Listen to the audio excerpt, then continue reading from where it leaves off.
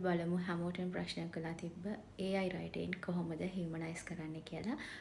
අද මම කියලා දෙන්නේ Claude use කරලා ඒක කරන්නේ කොහොමද කියලා. මේක ChatGPT, Gemini use කරලාත් කරන්න පුළුවන්. හරි අපි දැන් ගිහින් බලමු ඒක වෙන්නේ කොහොමද කියලා.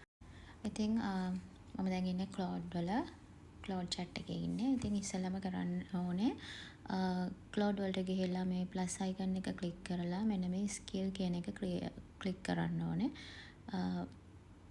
ඊට පස්සේ මෙතනින් ක්ලික් කරන්න ඕනේ manage skill කියන එක. ඊට පස්සේ මෙතනින් අපි මේ වගේ තැනකට එනවා. ඊට පස්සේ මෙතනින් මෙන්න මේ add කියන එක ක්ලික් කරලා with Claude කියන එක ක්ලික් කරන්න ඕනේ. ඊට පස්සේ මෙතනින් අහනවා ඔයාට මොන skill එකද create කරන්න ඕනේ කියලා. ඉතින් ඒක හැමෝම තියලා මම මේ Wikipedia ආටිකල් එකට ආවා. මේ Wikipedia වල වෙනම voluntary team එකක් ඉන්නවා. එයාලා time to time AI writing වල තියෙන science මොනවද කියලා අප්ඩේට් කරලා ආටිකල් එකක් ලියනවා. මේ තියෙන්නේ ඒ ආටිකල් එක. මේගොල්ලෝ මේක අප්ඩේට් කරනවා කාලෙන් කාලට. අපි මේ ආටිකල් එක හැමම copy කරගන්න ඕනේ. ඊට පස්සේ අපි Claude වල අර නවත්තපු තැනට ඇවිල්ලා මෙන්න මේ prompt එකත් එක්ක මෙන්න මෙතෙන්ද දෙන්න ඕනේ. අර අපි copy කරගෙන ආපු ආටිකල් එක මෙතන paste කරලා මෙතන enter button එක click කරන්න ඕනේ. ඉතින් අපිට මෙන්න මේ වගේ humanize skill එකක් create වෙනවා. මේක Claude වල save වෙනවා. ඉතින් ඊට පස්සේ අපිට කරන්න තියෙන හරිම simple දෙයක්. අපි මොනවා හරි essay එකක් ලියන්න යනවා කියමුකෝ. එතකොට මෙතන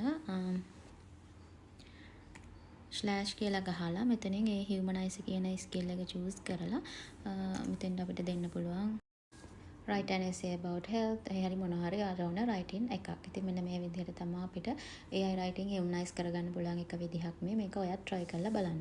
ඒ වගේම මතක තියාගන්න ඕනේ අනිවාර්යයෙන්ම මේක කට්ටියකට වැඩ කරන්න පුළුවන්, කට්ටියකට වැඩ කරන්න නැති වෙන්න පුළුවන්. ඒ වගේම තව ටික කාලයකින් මේක තනිකරම work වෙන්නේ නැති වෙන්නත් පුළුවන්. මොකද AI කියන දේවල් අපි මේ හැරලා මේ බලනකොට වෙනස් වෙනවා.